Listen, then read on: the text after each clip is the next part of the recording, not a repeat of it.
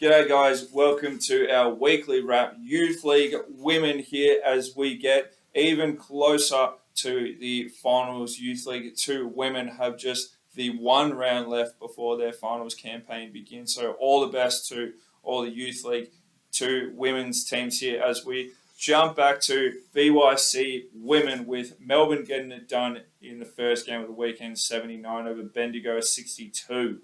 Excellent. And then next up we had is Casey 83 defeated Knox 61 in a big win for the Casey girls. Yeah, absolutely. Kyra Webb, who's been fantastic as of late, found herself on the starting five here. Averaged some amazing numbers across the weekend. She went for 24 and 10 in this one here against Knox. Handy stats there. Hume with a important win, 69 over Nunawading 63. And Nunawading looking to be caught up in that qualification day series. Yeah, absolutely. I believe Hume have sort of locked their position into that qualification series. So whether they're going to try and look to the future now or they're just going to play out this season, try and upset as many teams as possible, which they've done here already. Nunawading, crucial last few games for themselves as they try and find themselves out of this grading process. But no, a very good win there for Hume to hold out that win there. Fantastic. And Sandringham 60 defeats Ringwood 53. And then we got a 1-point thriller. Kilsyth 73 defeats Altona 72. What a game this was. Yeah, I haven't had a look at this game film yet. Very intrigued as to how the end of this game rolled out. But no, very, very good game here. Altona continuing to hold first position on their ladder. I believe they're in the Watson Conference. Kilsyth is sitting third now, I believe. But it was a very good game across the board from Altona with 4 of the girls jumping in double figures there. Alicia Scabreras to go with 14, 9, and 9 rebounds, Jordan Wilson, Rani Matthews, and even Ishka off the bench with 11 points in her 15 minutes. It was Hannah Day who was the sort of game day or MVP of the day. Didn't she have a day? She did. 25 points to go with her 6 rebounds, 3 assists, and 2 steals. Amazing performance from Hannah. Fantastic. And moving on, we're going to go to Casey. A good weekend from Casey. 79 defeated Diamond Valley 52. Frankston, a huge win. 105 defeats Dandenong 58. Yeah, this was massive. Cassie Boro, Georgia Mann, even Alana Bravington all had huge games. All made 20 points in this dominant win. Yeah, and then isn't the back end of their season just amazing, the way they've turned it around? It really is. Hume, 84. Another good win over Ballarat, 68. And then Keilor round out the weekend with a huge win, 101 over Knox, 38. Yeah, this was a shooting frenzy here from Ruby Murphy. She went for 21 points, and she only made 3, 7 from 9 from three-point land, I believe. That's how you get it done. They're worth more, Ted. Yeah, 7 times 3, 21 points. That's all she needs to do. Shoot the ball.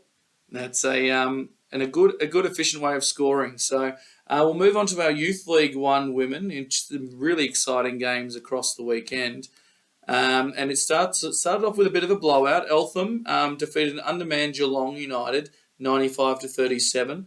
McKinnon, a really big win, 112 over Coburg 67. Yeah, Hannah McGillan went for 23 points. Another shooting frenzy here, 7 from 11 from three-point land. So a layup or 2 free throws or something occurred there. But no, she just wanted to one-up, I believe, Ruby Murphy there just a little bit more. No, very good game for McKinnon, as I believe 2 of their girls were over at 16's Nationals. Fantastic. So congratulations to them. I believe they came away with a silver medal. Fantastic. And Wyndham continued their nice little run, the 84-75 win over Collingwood. Yeah, this was massive. We've got to give props to Stephanie De Silva. She went for 29 points with her 7 rebounds and 4 assists, 4 steals. Unable to get the job done there, but a massive individual performance there. Yep, and Sunbury, an absolutely enormous win, 113 over Warrandyte, 44. Then we had Bulleen in a pretty close game, 62 over Craigieburn, 59. Before we then had Camberwell hosting Pakenham and looking for some payback. I believe Pakenham were the ones who ended their win streak earlier in the year. Ted, Campbell ended up winning the game, 72-63. Yeah, this was a big one, like you said. The Pakenham stole the show for them way back in, I think it was round 9, I believe, or round 8. But no, Camberwell did a very good job to get some redemption here. Caitlin Wallace was fantastic, even though she didn't dominate offensively with her own scoring power, but finished with a triple-double, 10 points, 11 rebounds, and 11 assists to go with her. 3 steals and 2 blocks was amazing from her. Rachel Smith had a quieter game again, offensively scoring, but went away with 19 rebounds. 6 of those were offensive. Rihanna Gallagher usually would have some bigger games here. I believe she was the one that upset Camberwell the most. I think she went for 33 points or something like that, but a little bit quieter here, just went for 10 points here, unable to get the job done. I've got a feeling she might have been on the scouting report this time around too. Yeah, probably. And then rounded out with a big Eltham win over Warrandyte, 135 to Warrandyte 41. And on to our Youth League 2 women, which is only one round left, Ted. Yeah, one round is very, very close here.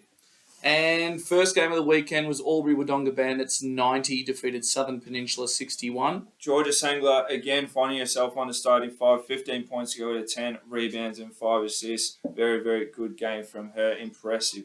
Yeah, and Erin Rosowski doing it again for the visiting side. Good on her. Bellarine 69 defeats Sherbrooke in a really, really close game from the top versus the bottom. Yeah, absolutely. There's not many games in between this. Yes, Bellarine have done an exceptional job throughout this year. But no, you look at the bottom of this ladder and it's very, very, very competitive. Ashley Withers and Piper Copeland for Bellarine were 2 standouts here. Even Olivia Kingston able to do her part, just unable to get the job done. She finished with 23 points and her 13 rebounds. And to round off our Youth League Women's weekend, we have Blackburn 67 defeating probably a struggling Western Port side at the moment, 58. They're on a bit of a losing streak, but they'll hopefully turn that around in the last round of the season, Ted. Yeah, absolutely. No clear standouts here from Blackburn. They all pitched in and did their part. Jasmine Greenwood went for 12 points. Molly O'Halloran went for 12 herself with the 8 rebounds.